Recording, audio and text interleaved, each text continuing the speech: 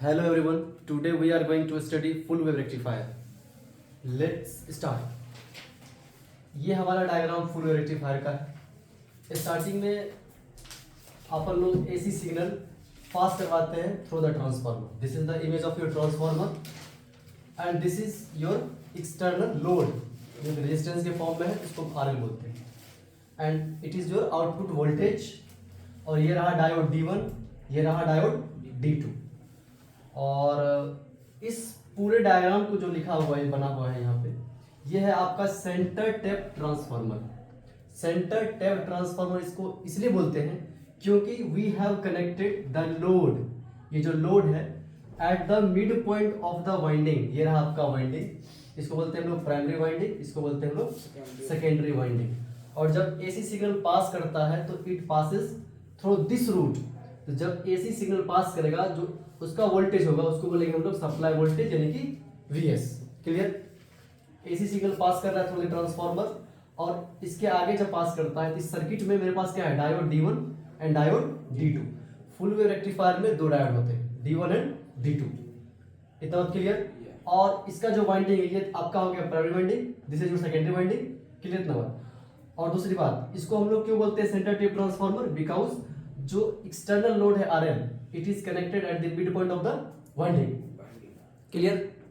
तो इसीलिए हम लोग इसको बोलते हैं सेंटर टैप ट्रांसफार्मर. होता यह है कि जब एसी सिग्नल जो है प्राइमरी सेकेंडरी की तरफ जाता है तो सप्लाई वोल्टेज जो है दो भागों में बढ़ जाता है. This is your first half, this is your second half. तो Vs दो बार लिखा हुआ है. ये रहा आपका positive terminal, this is your negative terminal, फिर पॉजिटिव फिर नेगेटिव. और इस डायोड जो है, डायोड इसका डायग्राम हमने यहाँ बनाया है. ये डायोड का रहा एनोड, ये रहा कैथोड. इस साइड का जो ये है, ये side, this is your anode side and this is your cathode side.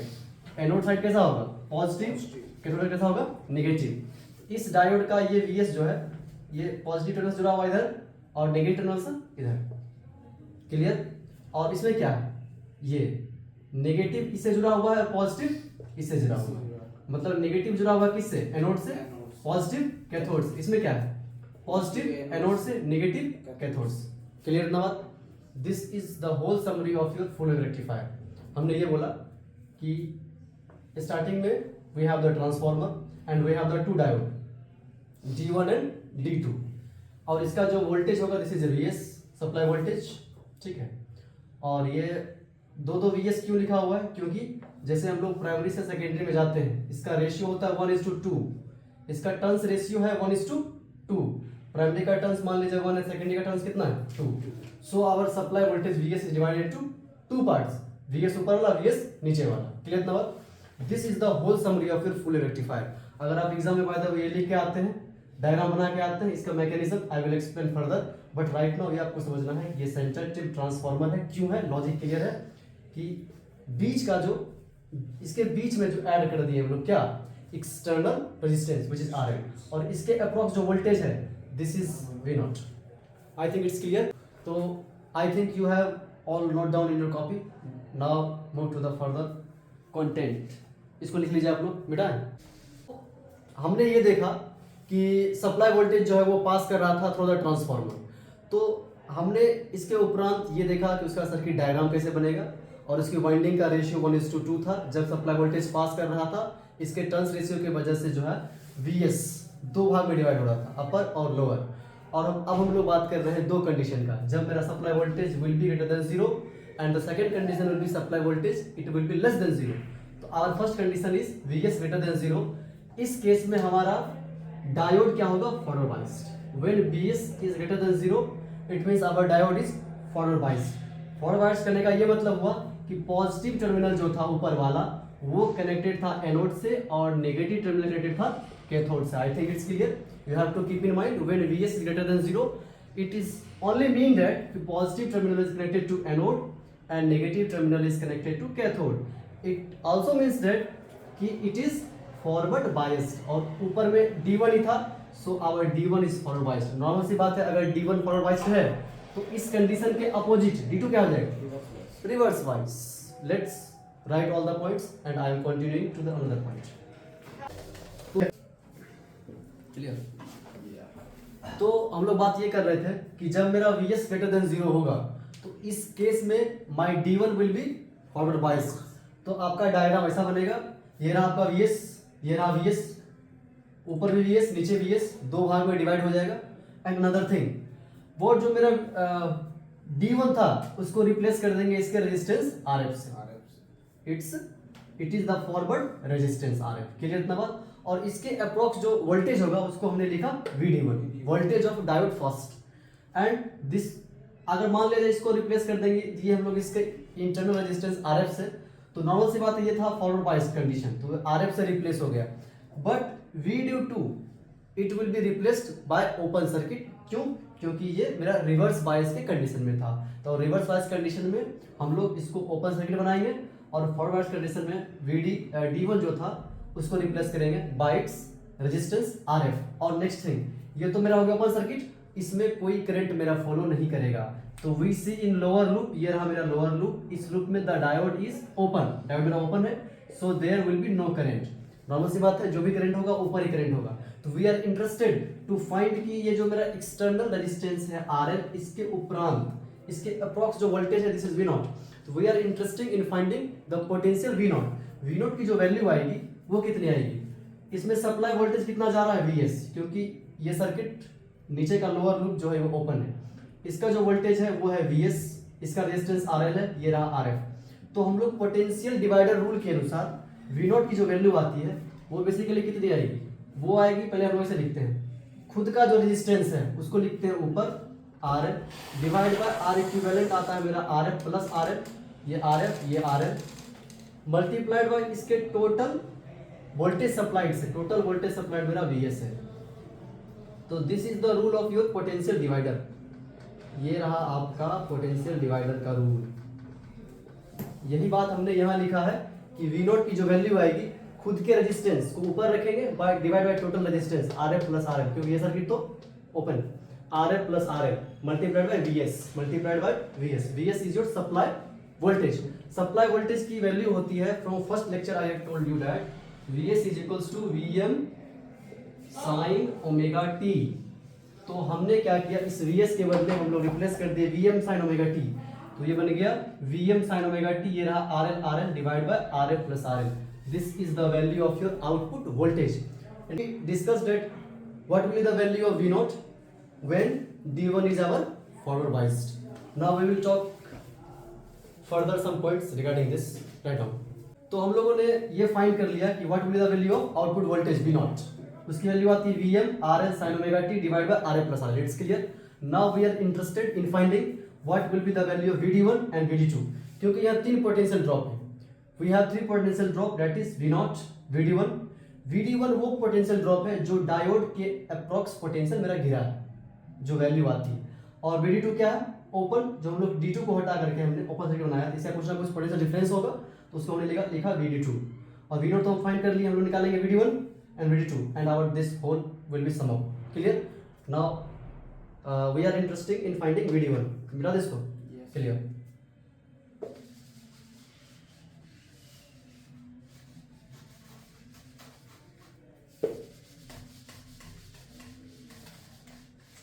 जैसे कि हम लोग ये फाइंड किए हैं कि V0 की जो वैल्यू आएगी उस केस में हम लोग क्या लिए थे, RL को ऊपर divide by total resistance RL plus RL multiplied bye इसका खुद का सप्लाई वोल्टेज VS। उसी प्रकार हम लोग VD1 निकालेंगे same by using potential divider rule. तो VD1 की जो वैल्यू आएगी वो आ जाएगी कितना, खुद का resistance RF divide by total resistance RF plus RL multiply by कितना, इसका खुद का सप्लाई वोल्टेज VS। और इस प्रकार अगर हम VS को क्या लिखते हैं, VM साइन ओमेगा t, तो ये बन जाएगा VM RF sine omega t divide by RF plus RL। I think it's clear. तो अच्छे से लिख दिया जाए, VD1 is equals to VM RF sine omega t divide by RF plus RL। अब हम लोग इसको फाइंड कर लिए हैं, तो now we are interested in finding VD2 क्या होगा। First note down, now I am going RL, now we are going to find the value of VD2। VD2 निकालने के लिए we will apply KVL. KVL कैसे चलेंगे हम लोग? We will move like this outer circuit से करके। यहाँ से चलेंगे हम लोग वीएस वीएस, कितना वीएस? 2 वीएस। फिर ये क्या क्या प्लस है, ये क्या है माइनस। जब भी हम ऐसे चलते हैं हमें प्लस मिलता है तो क्या लिखते हैं पोटेंशियल केस में? माइनस। तो 2 वीएस माइनस क्या लिखेंगे? VD1। फिर हम लोग क्या पहुंचेंगे यहाँ पहुंचेंगे माइनस, माइनस आया, ऐसे हम लोग चले तो 2 वीएस प्लस आया तो लिखा माइनस VD1। फिर हम लोग आगे पहुंचे, क्या मिला यहाँ पे? माइनस। तो हम लोग क्या लिखेंगे? प्लस का VD2, तो बराबर कर देंगे 0। This is the whole concept of KVL. तो यहाँ से हमें VD2 मिल जाएगा। तो केवीएल हम लोग कुछ इस प्रकार लगाएंगे कि वीएस वीएस 2 वीएस हम लोग चल रहे हैं ऐसे outer loop, VS VS 2 VS. फिर हम लोग आगे बढ़े तो हमें मिला प्लस। जब भी हम लोग ऐसे चलते हैं पोटेंशियल लिखते हैं, प्लस मिलता है हमें तो वी राइट माइनस का VD1। फिर हम ऐसे चले, यहाँ क्या मिला? Minus. We will write plus VD2 is equals to 0। हमें क्या निकालना है? VD2। तो VD2 क्या हो जाएगा भाई साहब? VD2 मेरा हो जाएगा, VD2 कितना हो जाएगा? इसको हम लोग इधर रख ले, उसको इधर ले जाए तो ये कितना हो जाएगा? VD1 माइनस का 2 VS. I think it's clear. VD1 चला गया माइनस में, हो गया प्लस में, ये चला गया माइनस में, तो VD1 माइनस 2 वीएस। VD1 की वैल्यू बताया जाए, VMRF sin omega t। VMRF sin omega t हाँ by RF plus RF। RF plus RF RF minus का 2 वीएस। आपको एक चीज पता है कि हमेशा RF की वैल्यू क्या होती है? Very very less than RL। अगर RF की value very less than RL है, if our RF is very very less than RL, then हम लोग इस पूरे टर्म को हम लोग नेग्लेक्ट कर सकते हैं, पूरे एकदम लेवल लगभग 0। तो क्या मिल जाएगा हमें? माइनस का 2 VS. I think it's clear. तो इस प्रकार हमारा VD2 का जो वैल्यू आएगा वो आएगा माइनस का 2 वीएस। कहने का मतलब ये हुआ कि जो मेरा पोटेंशियल ड्रॉप होगा डायोड 2 का, it will be the -2 times of supply voltage. ठीक है, ये बातें आपको नोट कर ले, हम अभी देते हैं here VD2 is -2 times of supply voltage. बस इतनी सी बात थी। बाकी अगर अब नेक्स्ट केस हम लोग बात करेंगे VS लेस देन 0 में, उसमें सिंपल सी बात है, क्या क्या वैल्यू होगी हम क्लियरली राइट कर देंगे विदाउट ड्राइव। तो आप माइंड में रख लें कैसे ड्राइव करते हैं। फर्स्ट केस हमने बता दिया कि व्हेन VS ग्रेटर देन 0, तो उस केस में V0 कैसे निकाले थे, उस केस में हमने VD1 कैसे निकाला था using potential divider, and we found that how VD2 is found. VD2 हम लोग कैसे फाउंड किए थे? By using KVL। KVL हम लोग कहते हैं VS VS 2 VS माइनस का VD1 प्लस का VD2 इक्वल टू 0।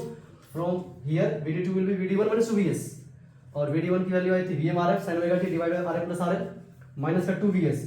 ये टर्म इसलिए 0 है क्योंकि RF की वैल्यू लेवल मतलब बहुत छोटी है RL से, इसीलिए we neglected this term, we got only minus का 2 VS। कहने का मतलब ये हुआ कि मेरा पोटेंशियल सेकेंड डायोड का जो ड्रॉप होगा will be equal to -2 times of supply voltage. Thank you. Now we are going to discuss another case which is VS less than 0. तो हम लोग कंटिन्यू कर रहे हैं फिर से फ्रॉम द नेक्स्ट पॉइंट कि जब मेरा VS क्या होगा? लेस देन 0 होगा। This is our second case. First case क्या था मेरा? VS greater than 0। उस केस में मेरा D1 था फॉरवर्ड बाइस और D2 था मेरा रिवर्स बाइस। इसके अपोजिट चलेंगे हम लोग जब मेरा VS लेस देन 0 हो जाएगा। कहने का मतलब क्या? ग्रेटर देन 0 में D1 फॉरवर्ड बाइस्ड, तो D2 क्या हो जाएगा?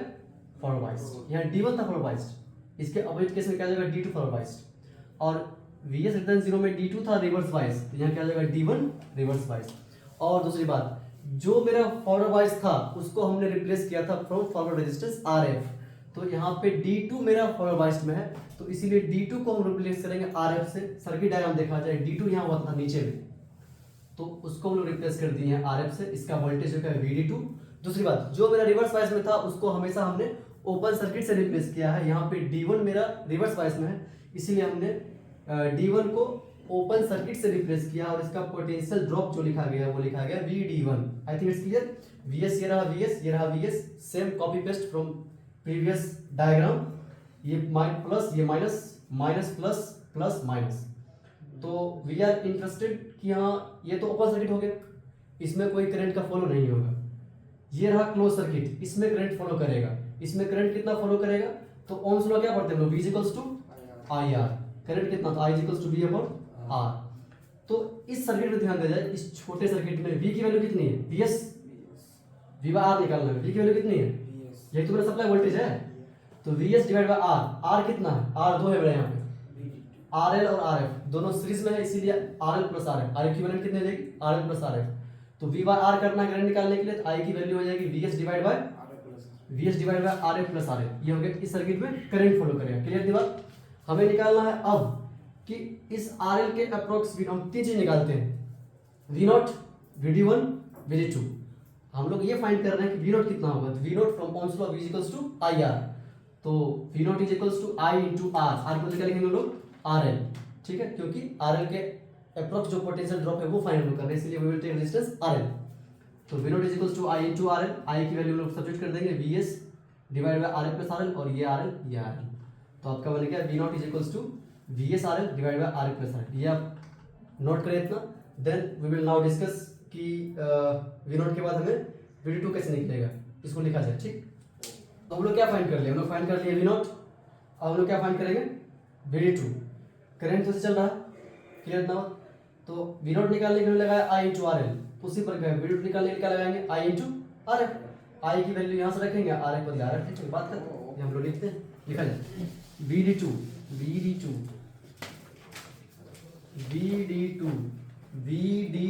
will be our I into RF, क्योंकि V equals to IR from Ohm's law. I की वैल्यू कितनी है? Vs divide by RF plus RL, और ये रहा ऊपर में आपका RF। तो this will be our VD2। I think it's clear. हम लोग V0 निकाल लिए, VD2 निकाल लिए। जो मेरा ओपन सर्किट होता है उसका जो पोटेंशियल ड्रॉप होता है वो मेरा यहाँ पे क्या है? VD2 VD1। तो VD1 निकालने के लिए हम लोग लगाएंगे KVL, जैसे कि हम लोग पिछले डायग्राम में लगाए थे। तो इसको हम लोग इरेज करते हैं। Now we are interesting in finding VD1। बेटा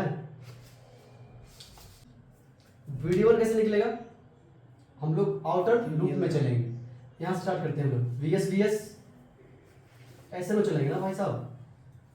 VS कितना? VS 2VS। आगे बढ़े हम लोग, क्या मिला? प्लस। तो पोटेंशियल केस में विल राइट माइनस। माइनस कितना हो जाएगा? VD1। फिर लोग आगे बढ़ेंगे, यहाँ क्या मिला? माइनस। तो क्या लिखेंगे हम लोग? प्लस। प्लस से कितना हो जाएगा? VD2। हम लोग चल रहे हैं ऐसे from outer loop. VS 2VS। फिर हम लोग यहाँ पहुंचे, प्लस मिला तो लिखे माइनस में VD1। फिर आगे बढ़े, क्या मिला? माइनस। क्या लिखे हम लोग? प्लस VD2 बराबर 0। हमें फाइंड क्या करना है? VD1 फाइंड करना है। इसको उधर लाया जाए तो ये बन जाएगा, कितना बन जाएगा? Plus VD2 is equals to VD1। तो VD2 वैल्यू कितनी थी बताया जाए? 2VS प्लस VD2 वैल्यू बताया जाए? VS into RF divide by RF plus RL is equals to VD1। लेकिन हम लोग क्या जानते हैं कि RF RL से बहुत छोटा है, तो इस टर्म को हम लोग क्या कर देंगे? नेगलेक्ट। तो मेरा VD1 क्या बन जाएगा? लगभग 0 हो गया ये term. This whole term is our 0। तो हमें VD1 जो मिलता है वो मिलता है हमें 2VS प्लस का 2VS। उसमें क्या मिला था? माइनस का 2VS। माइनस का 2VS। ये हमारा प्लस का 2VS होता है। तो लिख लिया जाए, in this case our VD1 is plus 2 times of VS। तो इस प्रकार हमने तीन चीज फाइंड कर लिया है। When VS is less than 0। तीन चीज कौन कौन? V0, VD1 and VD2। Now we will study average and RMS value. Note it down. तो we are going to discuss average and RMS output voltage. तो full wave rectifier में क्या होता है? हमारा पूरे का पूरे वेव रेक्टिफाई होता है, इसीलिए इसका पीरियड जो होता है वो कितना होता है? पाई। हाफ रेक्टिफायर का मेरा क्या था? ये था ऐसे। तो इसमें हाफ वेव रेक्टिफाई हो पाता है, ऐसे चले, फिर यहाँ गैप बनता था, फिर ऐसे बनता था। But in full wave rectifier there is no gap. Full wave का रेक्टिफिकेशन होता है, तो इसका 0 to पाई, फिर कंटिन्यूअस 2 पाई, फिर 3 पाई। कहने का मतलब ये हुआ कि इसका पूरे पीरियड कितना होता है? पाई। एवरेज निकालने के लिए आउटपुट एवरेज की जो वैल्यू आएगी फॉर्मूला वो है 1/पाई integration from 0 to pi output voltage V naught, इसका integration with respect to omega T. जब हम लोग वी नॉट की वैल्यू यहाँ पुट करते हैं which is V S R L divide by R F plus R L, जो कि वी नॉट की वैल्यू हम लोग पहले ही ड्राइव कर चुके थे। तो after integrating we get the value V naught is equals to 2 V M naught divide by pi. और हम लोग जानते हैं कि आर एफ की value is very very less than R L, इसीलिए वी एम नॉट को क्या लिख देंगे वी एम, या फिर आप ऐसे लिखे 2 V M divide by pi direct. और हम लोग ये हाफ रेक्टिफायर में क्या आया था, हाफ रेक्टिफायर में आउटपुट एवरेज वोल्टेज की जो वैल्यू आई थी वो आई थी V M divide by pi, और फुल रेक्टिफायर में उसका 2 टाइम्स आया। इसका एक ही लॉजिक है कि सरफेस एरिया बढ़ा है ना, कॉन्टिन्यूस वॉल सरफेस एरिया बढ़ा है, पल्सेस बढ़े हैं, so we are getting 2 times half wave rectifier, we are getting average output voltage 2 times of half wave rectifier. This was the concept of our average output voltage. ये रहा उसका formula, इसको हम लोग यहाँ वी नॉट इंसर्ट करते हैं, उसके बाद हम लोग फिर से इंटीग्रेट वगैरह करते हैं, फिर लिमिट वैल्यू पुट करते हैं, तो वी गेट द रिजल्ट। अपने काम का चीज़ है, रिजल्ट याद रखना, derivation is not so much important, write it down. अब हम लोग बात करेंगे आरएमएस आउटपुट वोल्टेज। तो we have RMS output voltage, उसकी जो फॉर्मूला बनेगी वो क्या बनेगी 1/पाई इंटीग्रेशन कहाँ से कहाँ तक 0 to पाई वी नॉट का square D omega t to the whole power क्या 1/2। क्यों? क्योंकि आरएमएस का मतलब होता है रूट मीन स्क्वायर। पहले हम लोग स्क्वायर करते हैं किसका, we are finding V naught, तो वी नॉट का स्क्वायर करेंगे, स्क्वायर कर दिया हमने, फिर क्या निकालते हैं मीन लेने का मतलब क्या होगा इंटीग्रेशन, इसके इंटरवल में, इंटरवल है हमारा कितना 0 to पाई, तो ये रहा इसका मीन। और दूसरी बात फिर हम लोग क्या लेते हैं रूट, तो रूट का मतलब होता है पावर 1/2 हो जाना। This is the formula, you have to memorise it. RMS output voltage का जो फॉर्मूला बनता है वो क्या बनता है 1/पाई। हम लोग पाई से डिवाइड इसलिए कर रहे हैं क्योंकि इसका पीरियड कितना है 0 to pi, so we are dividing by pi. ये फॉर्मूला क्या बन गया 1/पाई integration from 0 to pi V naught square D omega T. और उसके बाद हम क्या लेते हैं रूट, हमने स्क्वायर कर दिया, हमने मीन ले लिया इंटीग्रेशन से, फिर हम क्या लेते हैं रूट का मतलब पावर 1/2 हो जाना। फिर उसी प्रकार हम लोग क्या करते हैं वी नॉट के बदले ये टर्म इंसर्ट करते हैं, फिर हम लोग इंटीग्रेट करते हैं, फिर लिमिट पुट करते हैं 0 to pi. After whole solving we get V naught RMS is equals to V M by √2। Result important. Now we have the next topic efficiency. Efficiency का जो सिंबल होता है जिसको रिप्रेजेंट करते हैं लोग ईटा से, this is the symbol of your eta like this eta. इसका फॉर्मूला बनेगा DC output power PDC divide by P total multiplied by 100%। ये तो हम लोग हाफ रेक्टिफायर में कवर कर लिए हैं, so we are covering so fast here कि ईटा इज इक्वल्स टू यानी कि efficiency is equals to PDC divide by P total multiplied by 100%। What is PDC? DC power, the output DC power, clear. Here is your total power multiplied by 100%। जब इसका हम लोग value put करते हैं तो efficiency हमें कितना मिलता है 81.05%, जो कि क्या है 2 टाइम्स है हाफ रेक्टिफायर का। This is the 2 times of half wave rectifier. This efficiency यहां से लिखा जाए, दिस एफिशिएंसी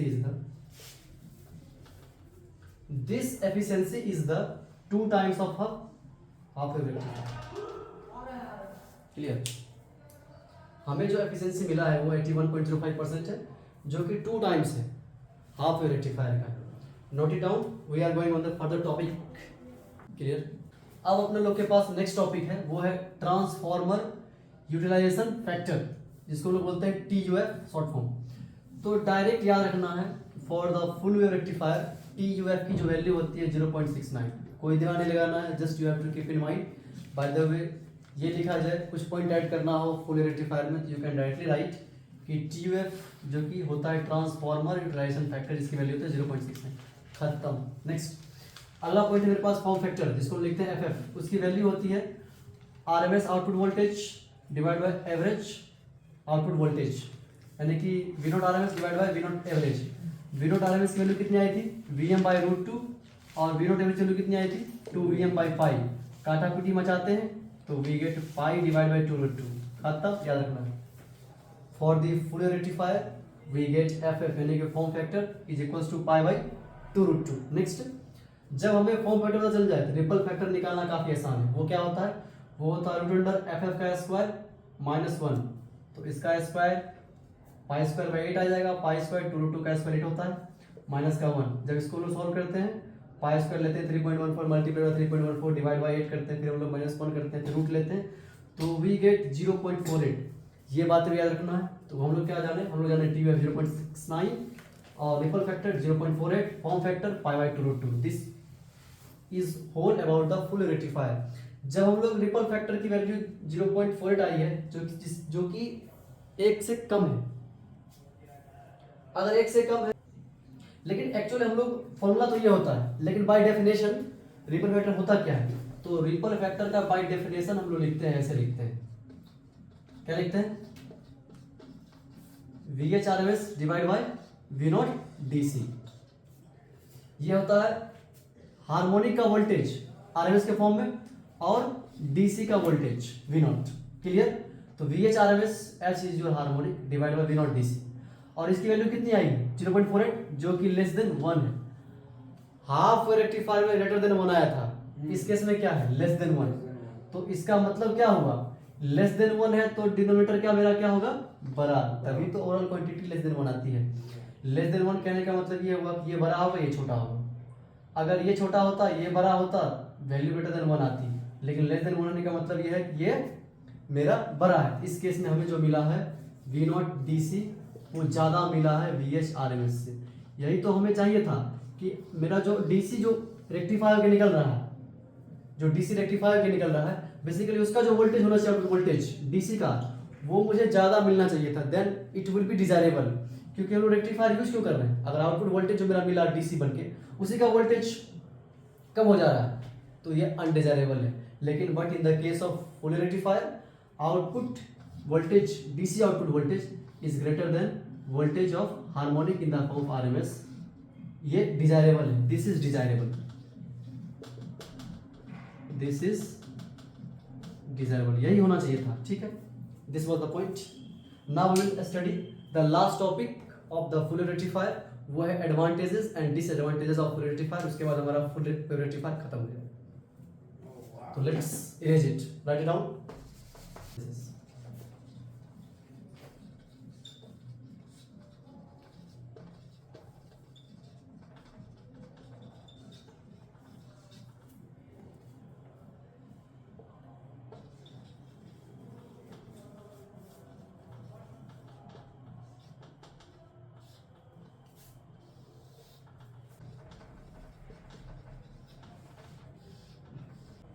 तो अपने पास टॉपिक क्या है? Advantages and disadvantages of full rectifier. इसमें लिखा जाए, इसका फर्स्ट पॉइंट लिखा जाए वोल्टेज रिपल फैक्टर क्या था? कम आया था। उस केस में क्या आया था? हाफ वेव में ज्यादा आया था। लिखा जाए वोल्टेज रिपल फैक्टर, जिसको हम लोग पढ़े थे रिपल फैक्टर, वो बेसिकली होता क्या है? Voltage ripple factor VRF। इसकी वैल्यू कम आई थी, ये मेरा क्या है? एडवांटेज। इसी के वजह से मेरा क्या हुआ था? DC V0 DC greater than हुआ था VHRMS। यही लॉजिक है इसके वजह से। तो ये मेरा क्या हो गया? एडवांटेज हो गया। नेक्स्ट एडवांटेज लिखा जाए, इसकी एफिशिएंसी क्या आई थी? 2 times of half wave rectifier, तो एफिशिएंसी इसकी ज्यादा होती है। थर्ड पॉइंट TUF यानी कि ट्रांसफॉर्मर यूटिलाइजेशन फैक्टर ज्यादा होता है, TUF बहुत ज्यादा होगा। डिसएडवांटेज लिखा जाए, दो डायोड यूज करते हैं, ये भी एक डिसएडवांटेज लिखा जाए। 2 डायोड्स आर रिक्वायर्ड। हम लोग डायग्राम में ही देख लिए थे कि दोनों डायोड यूज करते हैं। This is the first point. Second point is center tape transformer is required. Normal सी बात है, center taped